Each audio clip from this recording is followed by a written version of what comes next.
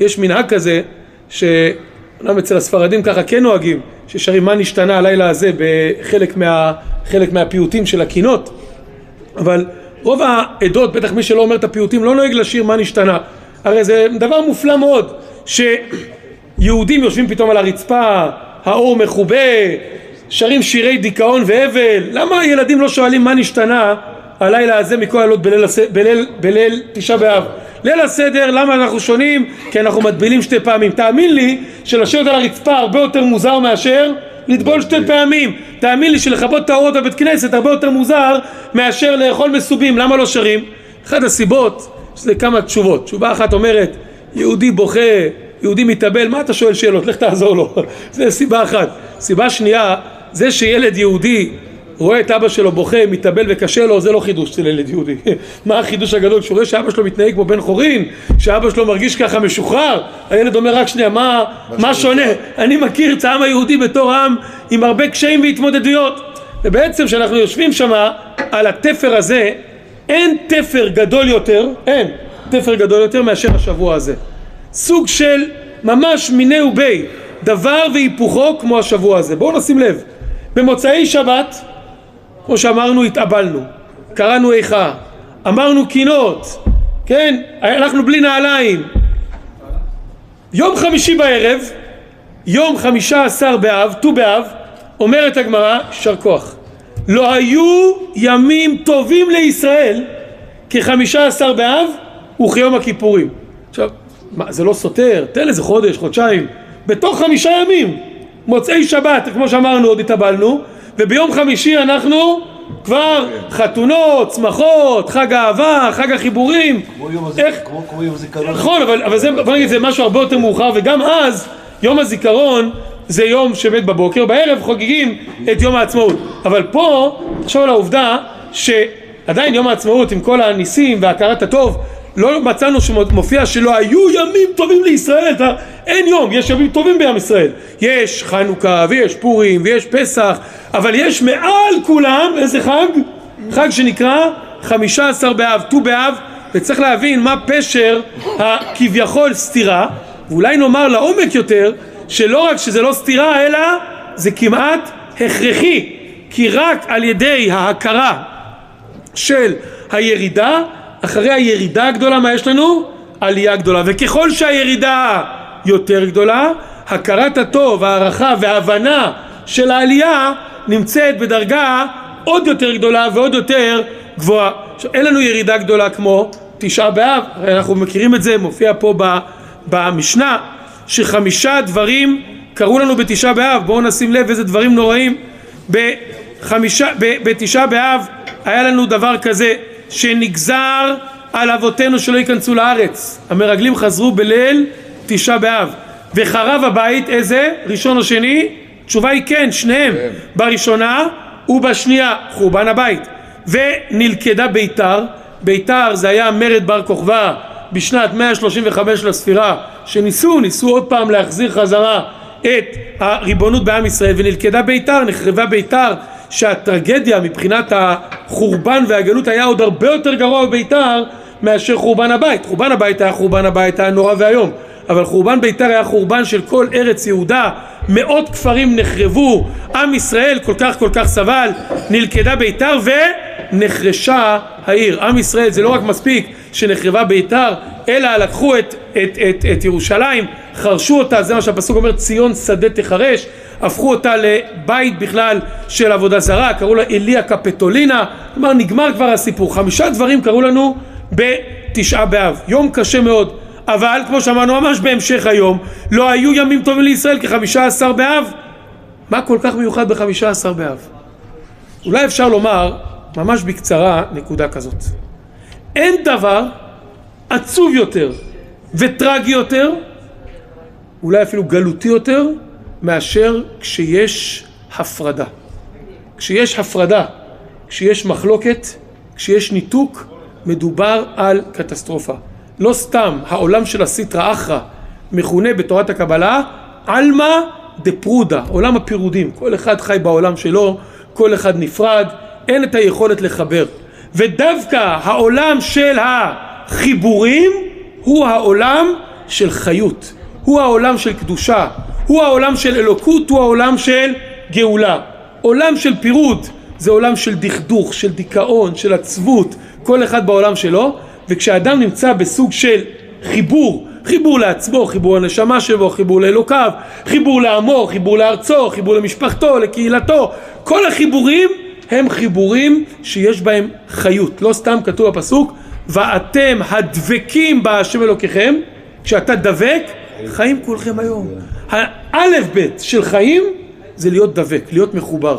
להיות מחובר, כמו שאמרנו, אם זה למסורת, אם זה למשפחה, לקהילה, להיות מחובר גם לעתיד. חלק מהדברים שאנחנו עושים ליל הסדר, כי שלחה בנך מחר לאמור מזות. כשאני חוגג ליל הסדר, אני לא רק מתחבר לעבר, אני מתחבר להווה, למשפחה, ויודע שבזה שאני מעביר את ליל הסדר בעזרת השם, זה גם יעבור הלאה לדורות הבאים. זה נקרא חיבור, זה נקרא דבקות, וזה נקרא אלוקות. בואו נשים לב, שבתשעה באב, כל הקטסטרופות שקרו בתשעה באב, היו קטסטרופות שעניינם ניתוק.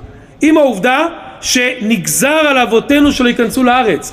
חוזרים המרגלים ואומרים המרגלים, חברים, יש פה טעות בניווט, ארץ ישראל זה לא מה שחשבנו. ארץ אוכלת יושביה, היא לא כדאי. מה קורה בתור תגובה? שכל עם ישראל, ויבכו העם בלילה ההוא, אומרת לנו הגמרא, בלילה ההוא, כן, אתם בכיתם באותו לילה בחייה של חינם, וחס וחלילה יהיו כמה סיבות טובות לבכות באותו הלילה. כלומר, עם ישראל באותו לילה, מה הוא עושה? הוא מתנתק מהכמיהה, מהרצון לארץ ישראל. עוברים 40 שנה, ובכל לילה בליל תשעה באב הם חופרים לעצמם קברים, ו15,000 מעם ישראל לא קמים בבוקר בליל תשעה באב. ככה, הרי 40 שנה כל הדור הזה הוא נמחק, נפטר. זה היה קורה בליל תשעה באב, כולם היו חופרים קברים, הולכים לישון, קמים בבוקר, 15,000 היו נשארים, מכסים אותם, אומרים השכבה, וממשיכים הלאה בדרכם. מגיע ליל תשעה באב של שנת ה-40, הם היו בטוחים שעדיין הגזרה עדיין חלה עליהם, עשו חשבון לא נכון, והקדוש ברוך הוא כבר ביטל את הגזרה בשנת ה-40, שכבו בקבר, קמים בבוקר, כולם התעוררו. מגיע, אולי לא ילך שנות הלילה נכון, לילה שני, שלישי, הגיע ליל ט"ו בחודש, מה הם מגלים? רואים למעלה, שוכבים בקבר, אי אפשר להירדם, מסתכלים על הירח, קולטים בירח שהירח הוא ירח מלא, הבינו שהתבטלה הגזרה והייתה שמחה גדולה. מעניין שהגזרה באמת התבטלה בתשעה באב. מתי זה התגלה באופן גלוי? דווקא ב-15 באב, בט"ו באב, הייתה שמחה, הבינו שהתבטלה הגזרה. כלומר, מה שהיה גזרה, מלשון לגזור, לנתק אותה מארץ ישראל, פתאום היה חיבור מחודש. עוד כמה דברים שהיו ב-15 באב. היה לדוגמה, היה גזרה כזאת שכל השבטים, כל שבט חייב להתחתן רק עם השבט שלו. בגלל הסיפור של הנחלות, ולא רצו שלא תיסוב נחלה ממשפחה אל משפחה אחרת.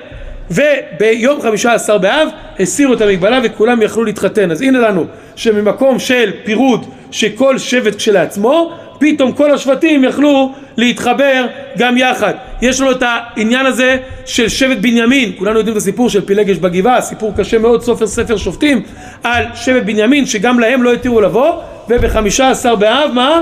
התירו להם לבוא בקהל. אז הנה לנו חיבור חזרה לארץ ישראל. החיבור, הרי כולנו יודעים שחורבן הבית זה לא רק החורבן, זה הסימפטום של החורבן. ממה היה החורבן? בית המקדש הראשון נחרב בגלל עבודה זרה, גילוי עריות, שפיכות דמים. בית המקדש השני נחרב בגלל שנאת חינם, פירוד, גזירה, גוזרים. בא ט"ו באב, פתאום ט"ו באב אומר, תראה, שבט בנימין יכול לבוא בקהל, כל השבטים יכולים להתחתן אחד בשני. יתרה מכך, כולנו מכירים את הביטוי הישראלי חג האהבה. חג האהבה זה ט"ו באב. חג האהבה באמת זה יום כיפור. מה זה יום כיפור? שוב, קשר מחודש עם הקדוש ברוך הוא, אנחנו שווים לאבא שלנו בשמיים. לכן הגמרא אומרת, לא היו ימים טובים לישראל כ-15 באב וכיום הכיפורים. גם זה חג האהבה האמיתית של אהבה שלא תלויה בדבר, זה יום הכיפורים. ולמרות זאת 15 באב זה גם חג של אהבה, כי יש חיבור מחודש, יש אהבה מחודשת, חיבור חזרה לארץ ישראל, חיבור בין השבטים, חיבור לשבט בנימין, ובעיקר יש לנו פה את החיבור הזה שב-15 באב יוצאות בנות ירושלים בכלי לבן שלא לבייש את מי שאין לו. ואז מה הם היו עושים? היו מחוללות בכרמים, ומה היו אומרים? בחור סנה עיניך וראה מה אתה בורר לך, אל תיתן עיניך בנוי, תן עיניך משפחה, שקר החן והבל היופי, אישה יראת השם היא תתעלל, ואומר תנו לה מפרי ידיה והלא בשלום ועשה. אל תסתכל על דברים החיצוניים, פירוד מגיע כי מסתכלים בחיצוניות. אתה מסתכל מסביב, אתה רוצה לאהוב איזה יהודי, אבל מה לעשות, הצורה שלו, הצבע שלו, השפה שלו, הבגדים שלו, כל הדברים החיצוניים לא מסתדרים לי. בא אדמו"ר הזקן, בעל התניא, בספר התניא, פרק ל"ב, ל"ב זה הלב של התניא, שמדבר על לב, מדבר על אהבה.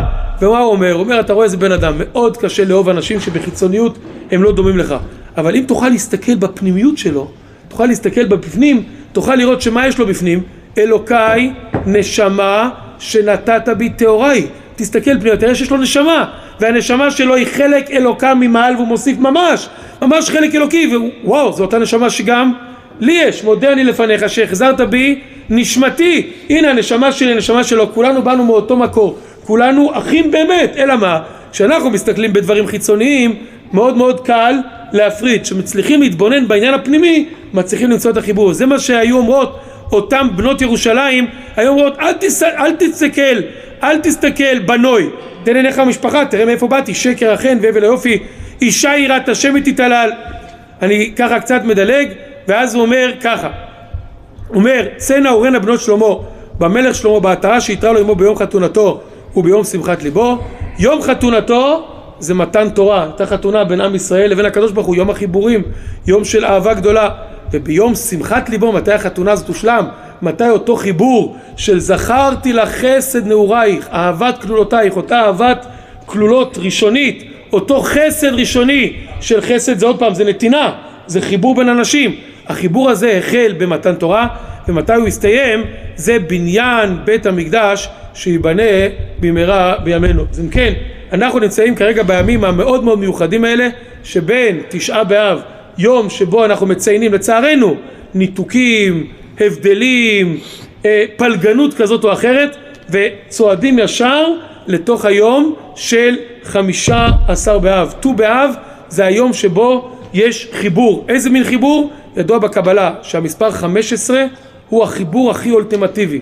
לכן כתוב אחרי השם אלוקיכם אמת, הרי צריך לחבר בין שמע ישראל לבין תפילת העמידה, ואמת ויציב ונכון וקיים וישר, 15 פעמים כתוב ו', כי ה-15 זה של חיבור.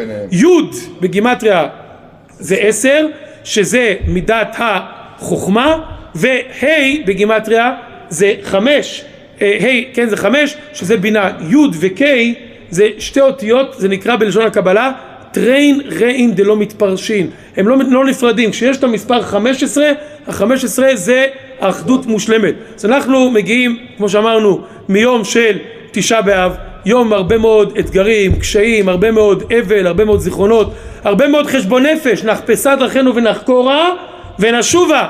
ועכשיו אנחנו מבינים שלמרות שיש ימים שהם לא פשוטים, למרות שיש ימים שהם מאתגרים וקשים, איננו נשואות לעובדה שבסוף עם ישראל, למרות המרור ולמרות הקרפס, בסוף מגיע לשולחן עורך, בסוף הוא מגיע לאור הגדול. רק נסיים במשפט אחד על סיפור מדהים ששמעתי. היה עיתונאי, קראו לו רב גרשון בר ג'ייקובסון. הוא היה עיתונאי, בתוקף התעודת עיתונות שלו, הוא יכל להיכנס לרוסיה עוד בתקופות החשוכות מאוד, הקשות מאוד, האפלות. הוא היה מגיע, הוא הולך לרוסיה, היה לו כל מיני שלוחיות כאלה, עלומות, שהיה מנסה לעזור שם ליהודים, ותמיד כשהוא היה חוזר, הוא היה מדווח לרבי מלובביץ' מה הוא ראה שם, הרבה מהאנשים שהיו חסידים שלו.